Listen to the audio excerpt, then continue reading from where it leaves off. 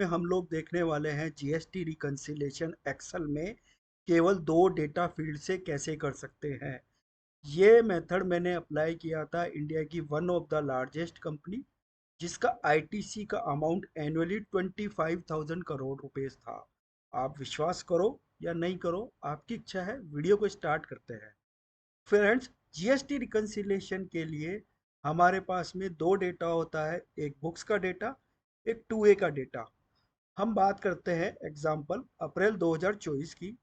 Invoice count मेरे books में आ रहा है, number of invoices 10,000, whereas to A में आ रहा है 11,000। रिकंसिलेशन स्टार्ट करते हैं।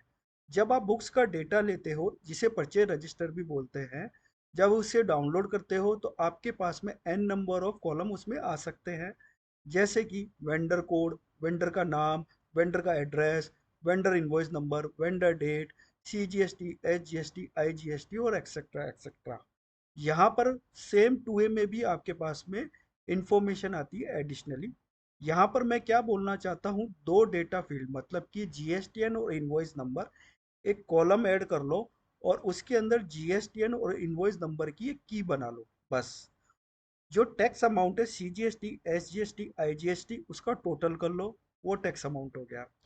फ्रेंड्स, हो सकता है बुक्स में एक इनवॉइस में 10 लाइन आइटम हो तो वो 10 बार रिपीट होगी, ठीक है।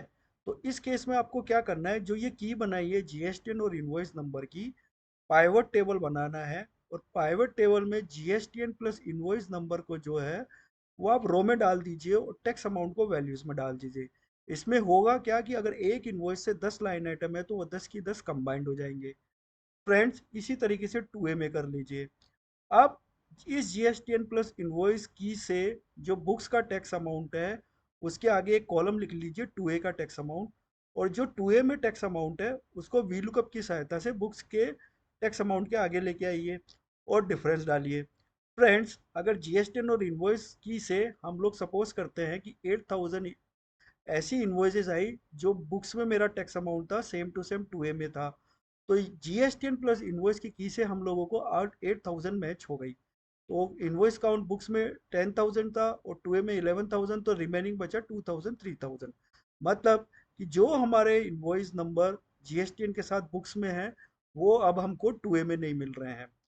तो ऐसी इन्वॉइसेस बची 2,000 3,000। अब मैं क्या कर सकता हूँ कि जिस इन्वॉइस के सामने मेरे को टू ए में डेटा नहीं मिला उसका जीएसटीएन नंबर जो है उसमें से पैन नंबर डिराइव करूँ। इसका रीज़न मैं ऐसा क्यों बोल रहा हूँ, क्योंकि वेंडर क्या होता है, कई बार अगर मेरे एक से ज़्यादा जीएसटीएन नंबर हैं तो हो सकता है किसी और जीएसटीएन नंबर के अगेंस्ट में उसने बुक्स में उसने इनवॉइस पोस्ट कर दी हो, या वेंडर के एक से ज़्यादा जीएसटीएन है, हमने बुक्स में वेंडर का महाराष्ट्र का जीएसटीएन एंटर कर रखा है, जबकि सामने वाले वेंडर ने क्या किया कि गुजरात के जीएसटीएन से इनवॉइस अपलोड कर दिया और वो गुजरात वाला हमको क्या है जीएसटीआर 1 से हमारे यहाँ पे इनवॉइस टू ए में रिफ्लेक्ट हो रही है।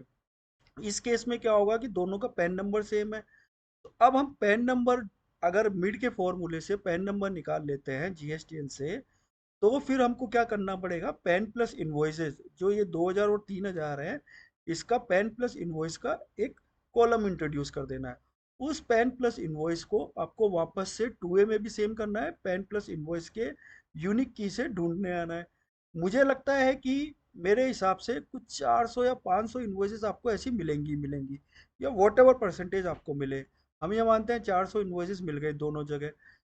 फिर हमारी रिमेनिंग बचती है 1,600 बुक्स में और टू ए में 2,600।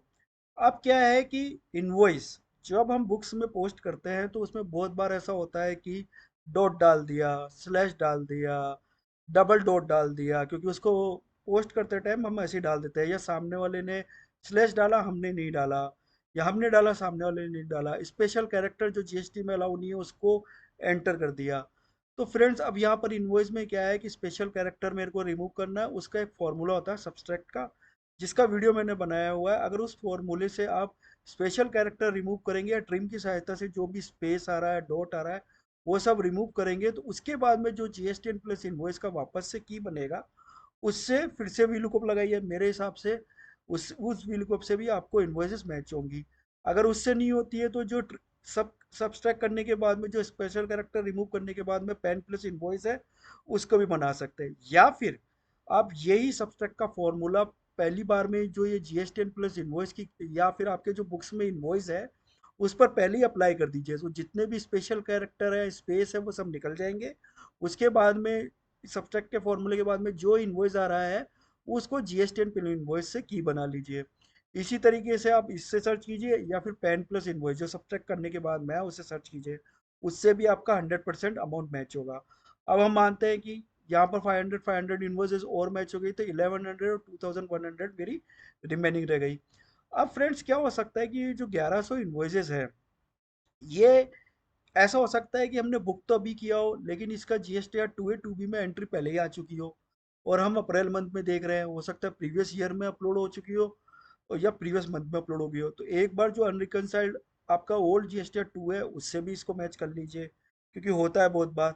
सेम जो ये 2100 आ रही है, इस बार मेरे को 2A 2B में 2100 दिख रही है लेकिन बुक्स में तो 1100 ही नजर आ रही है, तो हो सकता है कि पहले ही आपने अपने ओल्ड बुक्स ऑफ डेटा में जो है कुछ अनरिकनसाइल्ड आइटम पड़े उसको इससे मैच कर लीजिए, वो भी पॉसिबिलिटी होती है। इन दोनों को मैच करने के बाद भी अभी भी मेरा बुक्स में 1000 काउंट जो है इनवॉइसेस का अनरिकनसाइल्ड है और 1950 जो है वो 2A में अनरिकनसाइल्ड है।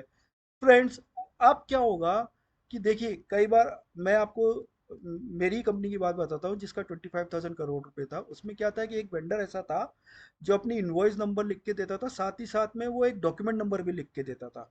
वो डॉक्यूमेंट नंबर क्या था, उसके ईआरपी का डॉक्यूमेंट नंबर था।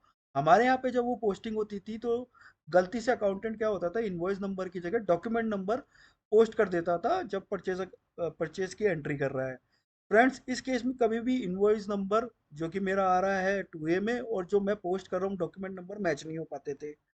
फिर हमने जब उसकी आरएनडी की तो हमें समझ में आया, तो हम लोगों ने क्या किया कि अगर ऐसा कुछ है, ठीक है, एक तो ये केस हो गया, एक ये केस हो गया कि जैसे अभी हमने जीएसटी प्लस इनवॉइस हमको मिला ही नहीं या स्पेशल कैरेक्टर, तो डायरेक्ट क्या कर सकते हैं आप जीएसटी और अमाउंट का कॉन्केटनेट कॉम्बिनेशन लेके 2A में ढूंढ सकते हैं। अगर जीएसटी और अमाउंट से आपको मैच कर रहा है दैट मीन्स कि जो उसका इनवॉइस नंबर है वो कहीं ना कहीं इधर से उधर हो रहा है। ये एक प्रोबेबल मैच है, ऐसा नहीं है कि ये एक 100% मैच है, लेकिन एक आइडिया लगा रहे हैं हम। मान लो इससे 100 इन्वॉइसेस मैच हो गई, स्टिल 900 और 1850 इन्वॉइसेस ऐसी बची जो अभी भी अनमैच है। अब फ्रेंड्स क्या हो सकता है कि मैंने इन्वॉइस नंबर से भी देख लिया और अमाउंट से भी देख लिया फिर भी मेरे कुछ मैच नहीं हो रही है। तो अब मैं क्या करूंगा, जीएसटीएन टू जीएसटीएन भी लुकअप लगाऊंगा। मैं ये देखूंगा कि जो मेरे बुक्स में जीएसटीएन है क्या सामने वाले 2A में भी है कि नहीं है, या फिर पेन है जो मेरे यहाँ पे बुक्स में है वो सामने वाले 2A में है या नहीं है। ये मैं आइडेंटिफाई करूंगा। अब ये आइडेंटिफाई करने के बाद में मुझे ये समझ में आ गया कि 2A में भी वो पेन जीएसटीएन है, पेन नंबर और बुक्स में भी है। ठीक है, ये 600 इन्वॉइसेस ऐसे हो गई। अब यहाँ पर क्या हो सकता है कि अमाउंट और इन्वॉइस नंबर से मैच नहीं किया हो, तो कुछ डिस्प्यूट की होने की वजह से मैंने कम बुक्स में एंटर किया हो या उसने कुछ कम अपलोड किया हो, इसका फाइंड आउट करना पड़ेगा। लेकिन 300 इन्वॉइसेस ऐसी है कि जो मेरे 2A में नहीं है और 1250 इन्वॉइसेस ऐसी है जो मेरे बुक्स में नहीं है। तो 300 का मतलब जो मेरे बुक्स में है उससे तो मेरे को वेंडर का फॉलोअप करवाना पड़ेगा कि भैया तेरी तूने अभी तक अपनी जीएसटी रिटर्न नहीं भरी है और मेरे 2A भी में नहीं आ रही है। वेयर एज जो 1250 मेरी 2A में दिख रही है और मेरे बुक्स में दिख रही है उससे मेरे को परचेज डिपार्टमेंट से फॉलोअप करना पड़ेगा कि भैया ये 1250 इन्वॉइसेस ऐसी है जो मेरे जीएसटी में रिफ्लेक्ट हो रही है। सबसे पहले चेक करो अगर ये पीओ बेस्ड है, अगर ये गुड्स बेस्ड है तो इसका जीआरएन बना है कि नहीं बना। अगर जीआरएन बना हुआ है तो इसकी फिर अकाउंटिंग डिपार्टमेंट से जाके चेक करो कि इसका जीआरएन बना है, इसका मतलब इसका इनवॉइस बुक होना है। एमएसएमई से रिलेटेड तो नहीं है कहीं 45 डेज निकल जाए और पूरा का पूरा डिसअलाउड हो जाए, तो ये परचेज डिपार्टमेंट से फॉलोअप करो।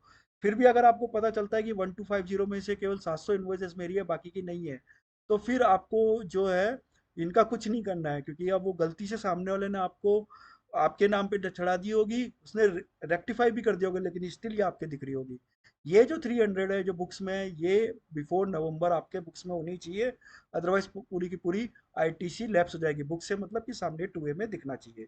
फ्रेंड्स ये एक स्टेप बाय स्टेप एक्टिविटी है जिससे आप अपना जीएसटी रिकंसिलेशन कर सकते हैं। नंबर ऑफ काउंट इनवॉइस को लेके मैंने बताया कि कैसे स्टेप बाय स्टेप जा सकते हैं। एक लिस्टेड कंपनी के लिए, इंडिया की सबसे बड़ी कंपनी के लिए यही फॉलो मैंने किया था। 25,000 करोड़ का आईटीसी था। वीडियो अगर अच्छा लगा हो तो लाइक शेयर एंड सब्सक्राइब करें। टिल देन जय हिंद जय भारत, धन्यवाद।